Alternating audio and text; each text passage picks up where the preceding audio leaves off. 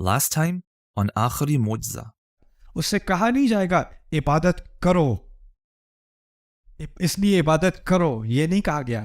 کہا ہے ایاکا نعبدو، ہم تیری ہی، صرف تیری ہی عبادت کرنے کو تیار ہیں، کرنے آئے ہیں. یعنی ہم اپنے آپ کو والنٹیئر کر رہے ہیں، ہم اپنے آپ کو اس نتیجے پر پہنچا رہے ہیں.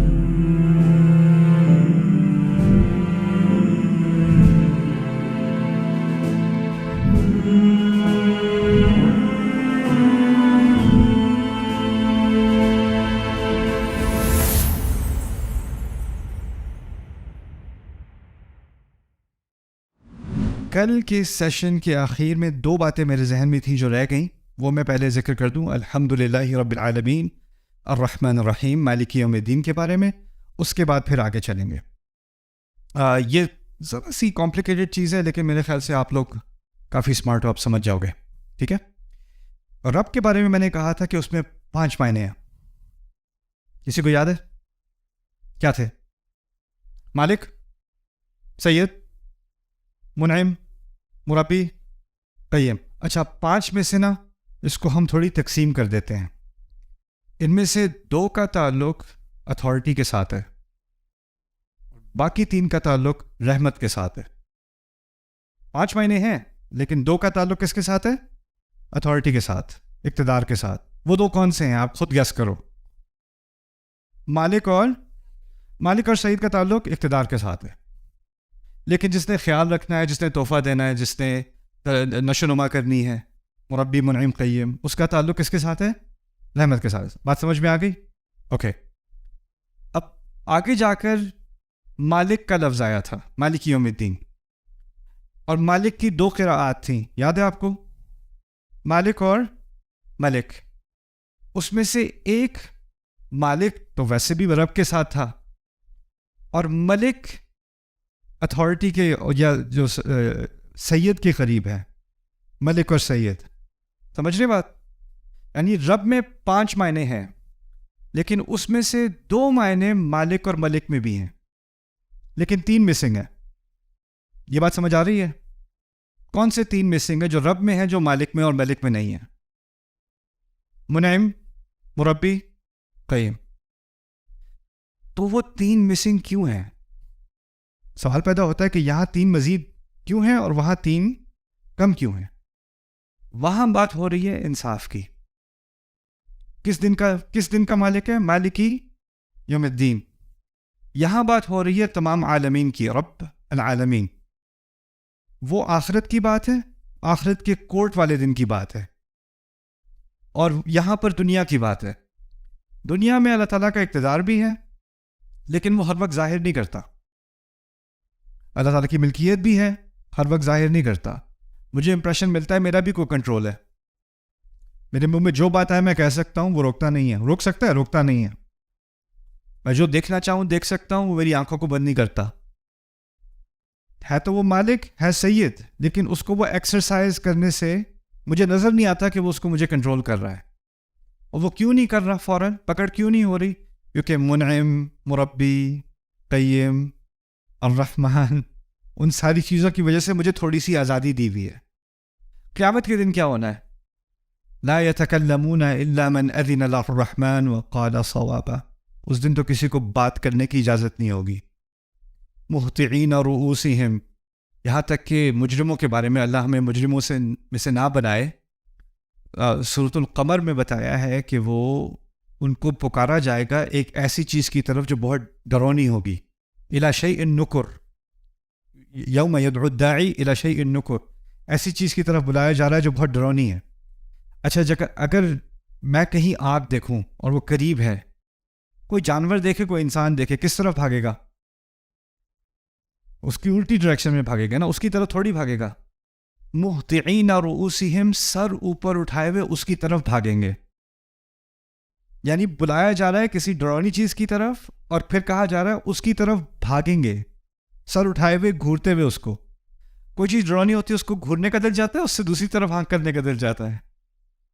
سبحان اللہ. اس دن ہمارے اوپر یہ اتنا بھی کنٹرول نہیں ہوگا کہ جس چیز سے نیچرلی ہم بھاگتے ہیں، جس کو ہم دیکھنا نہیں چاہتے، اس کو ہم گھور گھور کے دیکھ رہے ہوں گے. اور اس کی طرف بھاگ رہے ہوں گے. وہ ہماری بات نہیں ہو رہی، کفار کی بات ہو رہی ہے. اللہم لا تجعلنا منہم، اللہ تعالیٰ ہمیں ان میں سے نہ بنائے. لیکن بات میں یہ کہنا چاہ رہا ہوں، اس دن وہ اپنے اقتدار کو ظاہر کرے گا، ملک ہوگا اس دن قہار ہوگا. اچھا، دوسری بات یہاں پر یہ سمجھ لیں کہ یہاں پر رب تھا العالمین کا، وہاں ہے مالک یوم الدین کا. ان دونوں میں ایک عجیب سا تناسب ہے، خاص کر دین اور عالمین کے درمیان. عالمین کے بارے میں نے آپ کو بتایا تھا، تمام سوسائٹیز، تمام تاریخی قومیں دنیا جہاں میں جو آئیں، جو گزر گئیں، جو آنے والی ہیں، جو سوسائٹیز کسی بھی ملک میں ہیں، کسی بھی خطے میں ہیں، کسی بھی آئلینڈ پر ہیں، وہ تمام عالمین میں شامل ہیں، رائٹ؟ اچھا، ان تمام میں اللہ تعالیٰ نے وہ جو پانچوں کے پانچ نام ہیں نا، مربی، منعم، قیم، جو مزید 3 نام تھے. اب ہر سوسائٹی کے بارے میں سوچو، اس سوسائٹی کی ڈیولپمنٹ کیسے ہوئی؟ اس لیے ہوئی کہ اللہ ان کا مربی ہے. اس سوسائٹی کو کیا کیا ریسورسز ملے، ان کو کیا کیا چیزیں ملی، ان کے زمین کے نیچے کیا خزانے نکلے، ان کو کیسی زرخیز زمین ملی، ان کو کیسا سونا ملا، کیسی چاندی ملی، کیسی آرمی ملی، کیسی منعم. کتنی دیر تک وہ قائم رہی سوسائٹی؟ ہو سکتا ہے کسی سوسائٹی کی حکومت 1000 سال رہی، کسی کی 2000 سال رہی، کسی کی 100 سال رہی، کسی کی 50 سال رہی. اس دوران اللہ تعالیٰ کیا تھا ان کے لیے؟ قیم، انہیں قائم رکھے ہوئے تھا. یعنی ان تمام، اور پھر ان سوسائٹیز کے بارے میں سوچیں، کیا ہر سوسائٹی کے قانون ایک جیسے ہوتے ہیں؟ ان کے اچھے برے کی تمیز ایک جیسی ہوتی ہے؟ نہ. کسی سوسائٹی میں جو چیز اچھی مانی جاتی ہے، کسی اور سوسائٹی میں وہ بری مانی جاتی ہے. کسی سوسائٹی میں کوئی چیز جائز ہے، کسی اور سوسائٹی میں وہ ناجائز ہے. ملیشیا میں چوئنگم کھانا حلال ہے، سنگاپور میں چوئنگم کھانا حرام ہے. وہاں سڑک پہ آپ چوئنگم کھاتے پکڑے جاؤ تو آپ کو اریسٹ کر لیتے ہیں، جرمانہ ہوتا ہے. تھوکنے سے نہیں، کھانے سے. یعنی اگر جہاز میں بیٹھے کھا رہے ہو تو ہضم کرنی پڑتی. سوسائٹیز کے لاز الگ الگ ہوتے ہیں نا، اور ان میں سے بہت سارے لاز، بہت سارے قانون ایسے ہوتے ہیں جو اللہ کی مرضی کے خلاف ہوتے ہیں. ایسا ہے کہ نہیں؟ اللہ کی مرضی کے خلاف قانون اور پوری سوسائٹیز ہونے کے باوجود وہ ان کا مربی اور ان کا منعم اور ان کا قیم. اچھا، سوسائٹی کا جو لا ہوتا ہے نا، اس کے لیے بھی قرآن میں ایک لفظ ہے. پوری ایک جو اس کا آئین ہوتا ہے، اس کے لیے لفظ قرآن استعمال کرتا ہے دین. جیسے سورہ یوسف میں یوسف علیہ السلام نے اپنے بھائی کو اپنے پاس رکھا ایک سازش کے تحت. یعنی ان پر الزام لگایا کہ کپ ان کے بیگ میں سے نکلا، ان کے بستے میں سے نکلا، تو کہا، اللہ تعالیٰ نے خود ہی بتایا ایسا کیوں کیا انہوں نے. اس لیے کیا ما کان ان یأخذ اخاہ فی دین الملک. ان کے لیے ممکن نہیں تھا اپنے بادشاہ کے قانون کے تحت کہ وہ ایسے ہی اپنے بھائی کو رکھ لیتے. اریسٹ کرنے کے علاوہ ان کے پاس کوئی اور چارہ نہیں تھا. تو جو بادشاہ کا قانون تھا نا، اس کے لیے کیا لفظ استعمال ہوا سورہ یوسف میں؟ دین. میں کہنا یہ چاہ رہا ہوں، جب عالمین کی بات کی گئی ہے نا، تو تمام عالم، تمام سوسائٹیز، تمام سویلائزیشنز، ان تمام کے دین الگ الگ تھے، ان کے قانون الگ الگ تھے، لیکن اللہ پھر بھی ان کا رب رہا، پھر بھی ان پہ نعمتیں کرتا رہا. لیکن ایک دن آ رہا ہے جب وہ، آپ کسی بھی قانون سے آئے ہوں، کسی بھی آئین سے آئے ہوں، ایک دن سب کو ایک ہی قانون کے تحت جج کیا جانا ہے. وہ کیا ہے؟ مالک یومی الدین. اب سختی ہو گئی. جب سختی ہو گئی تو نرمی والے 3 معنی نکالنے پڑیں گے. تو یہاں پر رب اور وہاں پر مالک کی بات سمجھ میں آ گئی. تو یہ چیز، یہ بھی باریک سا تناسب ہے کہ رب کے ساتھ العالمین اور مالک کے ساتھ یوم الدین. سبحان اللہ. اچھا، اب آگے میں نے آخری بات آپ سے رات کی تھی اور کل کی تھی دوپہر کو، کہ اب ان تمام باتوں کا جو اللہ تعالیٰ نے ان 3 آیات میں کہی ہیں، الحمدللہ رب العالمین الرحمن الرحیم مالک یوم الدین، اب اس کا ایک نتیجہ نکلنا چاہیے. اور قرآن اس پہلی صورت میں نہ صرف اللہ تعالیٰ اپنا تعارف کرا رہا ہے، ان 3 آیات میں تو اللہ تعالیٰ نے اپنا تعارف کرا دیا، لیکن اس پورے قرآن کا جو مقصد ہے نا، اس سے بھی ہمارا تعارف ہو رہا ہے. قرآن کی ہر صورت میں بہت زیادہ ہدایات ہیں، لیکن فاتحہ میں پورے قرآن کی ہدایات کا خلاصہ ہے. اور اس خلاصے میں سے ایک اہم بات یہ ہے کہ انسان کو خود فیصلہ کرنا ہے کہ وہ اللہ تعالیٰ کا بندہ بنے، یعنی شعوری طور پہ. اور خود مختار ہو کے خود یہ فیصلہ کرے، اس پہ یہ فیصلہ کسی کی طرف سے مسلط نہیں کیا جا سکتا۔ لا اکراہ فی الدین، دین کے معاملے میں آپ کسی پہ زبردستی نہیں کر سکتے، جبر نہیں کر سکتے، فورس نہیں کر سکتے۔ آپ جتنا بھی بچے کو فرض کرے تربیت کر لو، نماز پڑھو نماز پڑھو نماز پڑھو نماز پڑھو، ایک ابھی اس پر نماز واجب نہیں ہے، اس کی عمر نہیں ہوئی، ایک دفعہ اس کی عمر ہو جائے اور پھر وہ آپ کے ڈانٹنے ڈپٹنے سے نماز پڑھے، تو اس کی نیت کیا تھی؟ نیت کرتا ہوں 4 رکعت نماز امی کی وجہ سے، اللہ اکبر، یہی نیت تھی نا۔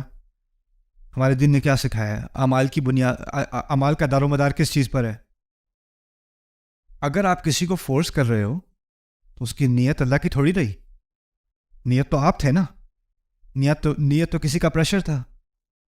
تو شروع سے ہی اللہ تعالیٰ نے کیا کہا ہے، یہاں تک کہ اللہ، کیونکہ وہ رب ہے، وہ فورس کر سکتا ہے، وہ زبردستی بھی کرا سکتا ہے۔ پولیس والا آپ سے گاڑی روڈ پہ زبردستی کرا سکتا ہے، آپ کو کہتا ہے کہ رک جاؤ تو آپ کو رکنا پڑے گا، آپ کو اشارہ کرے گا رکو گاڑی، آپ کو روکنی پڑے گی، سلو کرنے کو کہے گا سلو کرنی پڑے گی۔ اللہ تعالیٰ بھی اسی طرح آپ کو رکوا سکتا ہے، اور اگر نہیں رکو گے تو اس کے ساتھ کانسیکوینسز ہوں گے، اس کا کوئی نہ کوئی نتیجہ اسی وقت آپ کو اس کا سامنا کرنا پڑے گا۔ لیکن اللہ تعالیٰ نے اس نظام میں، اس دنیا کے نظام میں ایک آزادی دی ہے، اور اس آزادی سے انسان خود اپنی آزادی سے کہے ایاک نعبد، اسی لیے کہا ہے اعبدوا نہیں کہا۔ اعبدوا کہا ہوتا اچھا آپ عبادت کرو، وہ حکم ہوتا ہے اللہ تعالیٰ کی طرف سے، لیکن ہم نے الفاظ استعمال کیے ہیں ایاک نعبد۔ اللہ تعالیٰ نے اب ہمارے الفاظ کو قرآن کا حصہ بنا دیا، ہم تیری عبادت کرتے ہیں۔ یہ بھی ایک عجیب بات ہوئی، پہلے الفاظ اللہ تعالیٰ کی طرف سے ہیں، الحمدللہ رب العالمین الرحمن الرحیم مالک یوم الدین۔ اس آیت میں اللہ تعالیٰ کی طرف سے آیت تو ہے، لیکن الفاظ کس کے ہوئے؟ اگر ہم کہیں ہم تیری ہی عبادت کرتے ہیں تو کس کے الفاظ ہوئے؟ ہمارے الفاظ ہوئے۔ قرآن کا ایک بنیادی مقصد کیا ہے؟ اللہ تعالیٰ اور ہمارے درمیان ایک بات ہو رہی ہے، ایک مکالمہ ہو رہا ہے، اور اب ہمیں اس مکالمے کی شروعات ہو گئی ہے۔ اللہ تعالیٰ کچھ کہتے ہیں، پھر ہم کچھ کہتے ہیں، اللہ تعالیٰ کچھ کہتے ہیں، پھر ہم کچھ کہتے ہیں۔ جس طرح آپ کسی کی بات سنتے ہو اور آپ بات سننے کے بعد آپ کا رد عمل ہوتا ہے نا، پھر آپ اس کا جواب دیتے ہو، آپ کے ذہن میں کوئی بات آتی ہے تو آپ کہتے ہو۔ اللہ تعالیٰ اب ہمیں سکھا رہے ہیں، جب اللہ تعالیٰ کوئی بات کرتے ہیں تو آپ کے ذہن میں، آپ کے دل میں کوئی بات آنی چاہیے، اور وہ آپ کے منہ سے نکلے گی۔ تو جو بات نیچرلی منہ سے نکلے گی اس فاتحہ کے اندر، وہ کیا ہے؟ ایاک نعبد۔ اچھا، تو یہ پہلی بات تو میں نے بتا دی، جس نتیجے پر انسان خود پہنچے۔ یہاں پر بھی ایک اور، کیونکہ میں اپنے بارے میں تھوڑی سی بات آپ کو بتاؤں گا، زیادہ پھر بورنگ ہو جائے گی۔ میں جب اسلام کے بارے میں سوچ رہا تھا کہ میں مسلمان کیوں ہوں، کیونکہ میرے پیرنٹس تو میرے ساتھ تھے نہیں اس وقت نیو یارک میں، کالج میں کچھ زیادہ ہی آزادی تھی، تو سوچنے کا موقع ملا کہ اگر مسلمان ہوں بھی تو کیوں ہوں؟ کیا اس لیے ہوں کہ میرے پیرنٹس والدین مسلمان ہیں، تو میرا جو دوست ہندو ہے اس کے والدین ہندو ہیں، تو اس وجہ سے وہ ہندو ہے، تو وہ تو کوئی عیسائی فیملی سے آیا ہو تو وہ عیسائی ہوگا، کوئی یہودی ہو تو وہ یہودی ہوگا، میری فیملی مسلمان ہے، پاکستان سے ہیں تو میں مسلمان ہوں۔ اس کا اسلام کے حق ہونے سے تو کوئی تعلق نہیں ہوا۔ پھر دوسری بات یہ کہ جو اللہ تعالیٰ کو نہیں مانتے نا، ایک تو ہے کہ مختلف خداؤں کو مانتے ہیں، شرک کرتے ہیں، پھر ایک الحاد ہے۔ الحاد کیا ہے؟ کہ میں ایتھیسٹ ہوں، میں کسی خدا کو نہیں مانتا۔ جو ایتھیسٹ ہوتے ہیں نا، ان کی ایک کامن، ان میں ایک مشترک سوچ یہ ہوتی ہے کہ اگر واقعی کوئی خدا ہوتا تو اتنی ناانصافی کیسے ہوتی؟ تم کہتے ہو یہ خدا بڑی محبت کرتا ہے، اس کو الرحمن کہتے ہو، تو یہ جو بچہ کینسر کی وجہ سے مر گیا، یہ جو ماں مر گئی کار ایکسیڈنٹ میں، اس کا بچہ بھی رو رہا ہے، یہ کیسا الرحمن ہے؟ اس کو رحمت کہتے ہیں؟ اس قسم خدا کو مانتے ہو تم؟ اور تو ایک طرف تو وہ کہتے ہیں کہ اس خدا کے اندر رحمت نہیں ہے، تم کہتے ہو رحمت ہے، مجھے تو رحمت نظر نہیں آ رہی، اور اس کی ہزاروں مثالیں دیتے ہیں۔ اس کے بعد وہ ایک اور بات بھی کرتے ہیں، وہ کہتے ہیں، تم کہتے ہو کہ اس خدا یہ جو ہے یہ عدل کا مالک ہے، یہ عدل کرتا ہے، مجھے تو کہیں عدل نظر نہیں آتا۔ جو لوگ بزنس میں چیٹنگ کرتے ہیں، جھوٹ بولتے ہیں، رشوتیں دیتے ہیں، کرپشن کرتے ہیں، وہ آگے نکل جاتے ہیں۔ جو دیانتداری سے کام کرتا ہے، جھوٹ نہیں بولتا، رشوت نہیں کرتا، ملاوٹ نہیں کرتا، وہ کیا ہوتا ہے اس کے ساتھ؟ وہ پیچھے رہ جاتا ہے. جو اپنے پی ایچ ڈی پیپر میں کہیں اور سے کاپی کر کے ادھر ادھر سے کر کے سبمٹ کر دیتا ہے، اس کو پیپر مل جاتا ہے، اس کو ڈگری مل جاتی ہے. جو اوریجنل کام کرتا ہے وہ پیچھے رہ جاتا ہے. جس کے پاس سفارش ہوتی ہے وہ آگے نکل جاتا ہے، جس کے پاس سفارش نہیں ہوتی وہ پیچھے رہ جاتا ہے. تو یہاں تو ناانصافی کی جیت ہوتی ہے زیادہ تر.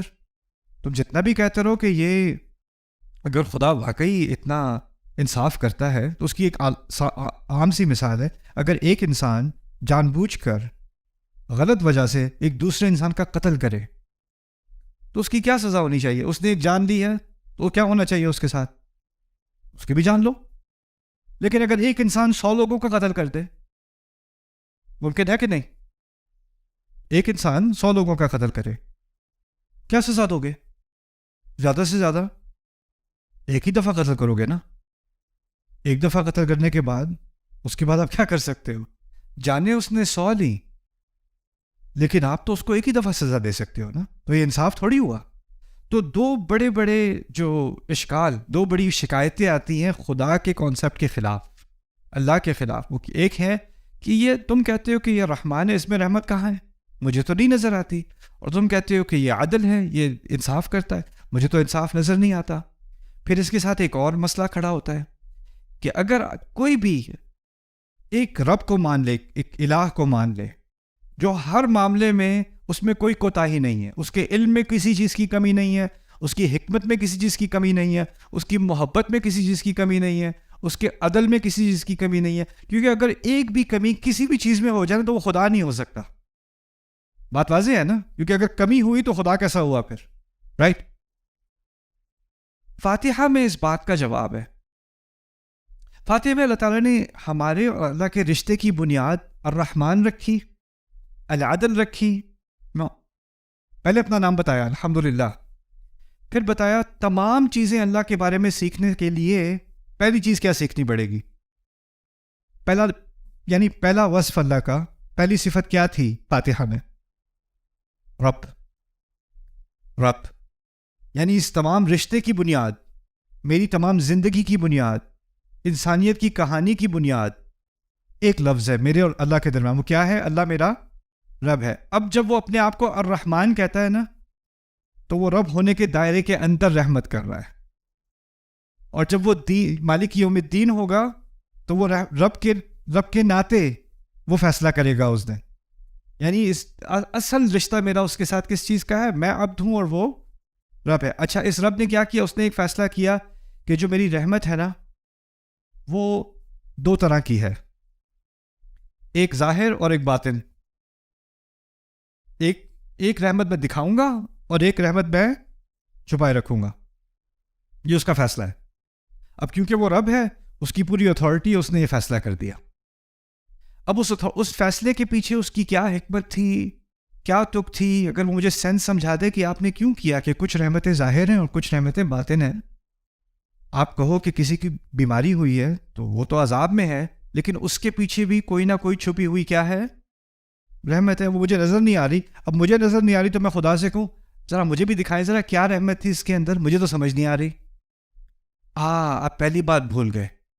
کیا ہے وہ آپ کے لیے؟ رب.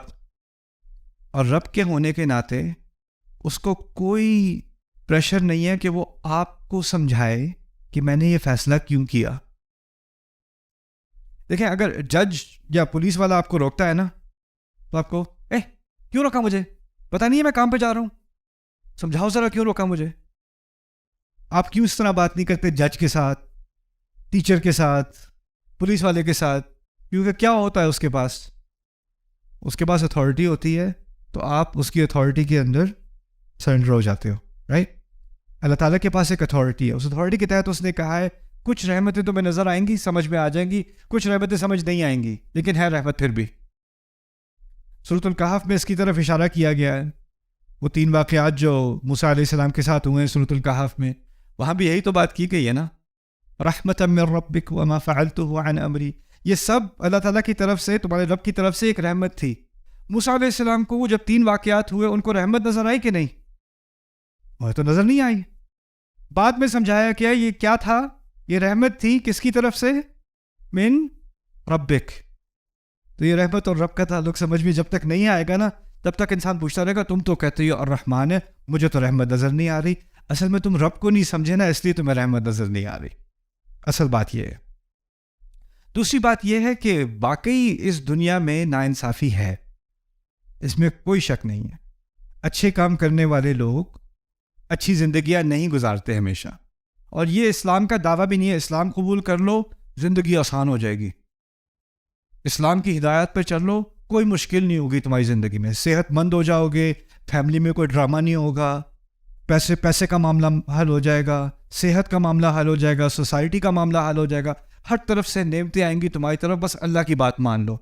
اچھا جی میں ماننے کو تیار ہوں. کیا مثالیں ہیں؟ ابراہیم علیہ السلام کو دیکھو. ارے ابراہیم علیہ السلام نے اللہ کی بات مانی, گھر سے نکالے گئے, پھر آگ میں پھینکے گئے, پھر بچے کو ذبح کرنے کا حکم کیا, پھر صحرا میں یہ اچھا بڑا زبردست ریلیجن ہے, اس کو آپ فالو کریں آپ کی ساری مشکلیں حل ہو جائیں گی. اچھا یعقوب علیہ السلام کی طرح ان کے ساتھ کیا ہوا تھا؟ اولاد چھین لی گئی, سالوں سال روتے رہے ہیں, وہ بھی اللہ کے نبی. تو آپ کوئی پروڈکٹ کوئی چیز بیچ رہے ہوتے ہو نا تو آپ بینیفٹس دیتے ہو, یہ آپ یہ لیں تو آپ کا یہ فائدہ ہوگا. اسلام کی اگر آپ سیل کر رہے ہو, کسی کو آپ کنونس کرنا چاہ رہے ہو کہ بھی آپ اسلام میں آ جائیں, کیوں آؤں, کیا ملے گا مجھے اسلام میں آنے سے, اور آپ کو زندگی جو ہے ایسی زبردست ہو جائے گی, آپ سکون آئے گا ساری زندگی میں. اچھا کتاب دکھاؤ اپنی, کتاب کھول کے دیکھے گا جن لوگوں نے اسلام کو فالو کیا ان کی زندگی آسان ہے مشکل ہے؟ مشکل, اور پھر اور مشکل, اور پھر اور مشکل, اور پھر اور مشکل. یہ کیسی سیل ہے؟ اور صحابہ کے بارے میں سوچ لو, جس صحابی نے اسلام قبول کیا ہے اس کی زندگی اسلام سے قبول کرنے سے پہلے اس کی فیملی ہے, اس کی اچھی بھلی زندگی ہے, آرام سے زندگی گزر رہی, دوست ہیں, احباب ہیں, سوسائٹی ہے. جیسے ہی وہ مسلمان ہوتا ہے کیا ہوتا ہے؟ اس کی فیملی اس کی دشمن, اس کے دوست اس کو چھوڑ گئے, بزنس والے اس کے ساتھ بزنس نہیں کر رہے, بات اس سے کوئی نہیں کر رہا, اسے پاگل کہا جا رہا ہے, اس کو گالیاں دی جا رہی ہیں, اس کو سڑکوں میں مارا جا رہا ہے, اس پہ تھوکا جا رہا ہے, صرف ایک فیصلے کی وجہ سے, اسلام قبول کرنے کی وجہ سے. یعنی یہ ایک فیصلہ زندگی کو آسان نہیں بنا رہا. لگتا ہے قرآن کی روح سے کہ جب کوئی یہ فیصلہ واقعی دل سے کر لیتا ہے نا تو اس کی زندگی آسان نہیں ہوتی, اس کی زندگی بہت ہی زیادہ مشکل ہو جاتی ہے. تو یہ نتیجہ ہلکے دل والے لوگوں کے لیے نہیں ہے. اگر واقعی یہ بات سمجھ میں آ گئی ہے الحمدللہ رب العالمین الرحمن الرحیم مالک یوم الدین, تو سوچ سمجھ کے یہ فیصلہ کرنا پڑے گا ایاک نعبد. اور کیونکہ یہ فیصلہ بہت مشکل ہے اور اس کے ساتھ بہت ساری مشکلات کا سامنا کرنا پڑتا ہے, تو پھر جو جہاں سے انسان کو سپورٹ ملتی تھی نا دنیا میں, زندگی میں, ہو سکتا ہے وہ سارے راستے بند ہو جائیں. اسی لیے اب کہیں سے سپورٹ نہیں آئے گی, تو جس کی وجہ سے یہ فیصلہ کیا ہے اسی سے سپورٹ لینی پڑے گی. تو اب سمجھ میں آیا کہ اس کے ساتھ کیا بات جوڑی ہوئی ہے, ایاک نعبد و ایاک نستعین. یہ دونوں چیزیں آپس کے ساتھ اسی لیے جڑی ہوئی ہیں کیونکہ یہ فیصلہ آسان نہیں ہے. یہ کہنا آسان ہے, یہ فیصلہ آسان نہیں ہے. اب ہم نماز پڑھتے ہیں, نماز میں ہم ہر نماز میں اسی دعوے کی طرف واپس آتے ہیں جو اسلام کی بنیاد ہے. ایک طرح سے جو کسی کے مسلمان ہونے کا جو سفر ہے نا, اس سفر کا خلاصہ ہم ہر فاتحہ میں ہر رکعت میں پڑھتے ہیں.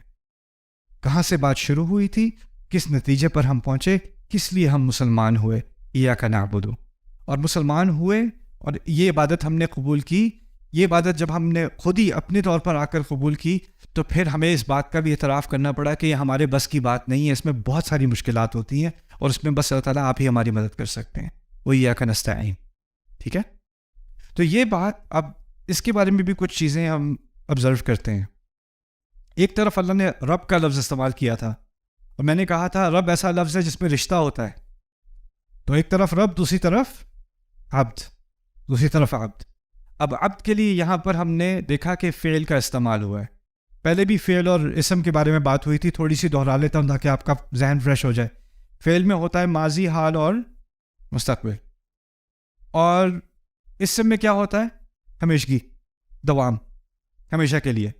اللہ تعالیٰ نے اپنے لیے رب کا لفظ استعمال کیا اسم, لیکن ہمارے لیے ہم نے عبد کا لفظ استعمال نہیں کیا اسم. ہم نے کیا استعمال کیا؟ فعل. فعل میں کیا ہوتا ہے؟ یا ماضی یا حال یا مستقبل. اور فعل ایسی چیز ہے جب آپ کر رہے ہوتے ہو تو ہوتی ہے، جب نہیں کر رہے ہوتے تو نہیں ہوتی. جیسے کھا رہا ہوں. کھا رہا ہوں کا مطلب ہے جب کھا رہا ہوں تو ہو رہا ہے، جب نہیں کھا رہا تو نہیں ہو رہا. لیکن اگر میں کہوں یہ کھاتا پیتا ہے، اب میں نے اسم استعمال کیا نا، اب وہ سو بھی رہا ہے تو کھاتا پیتا ہے. سمجھ رہے ہیں بات؟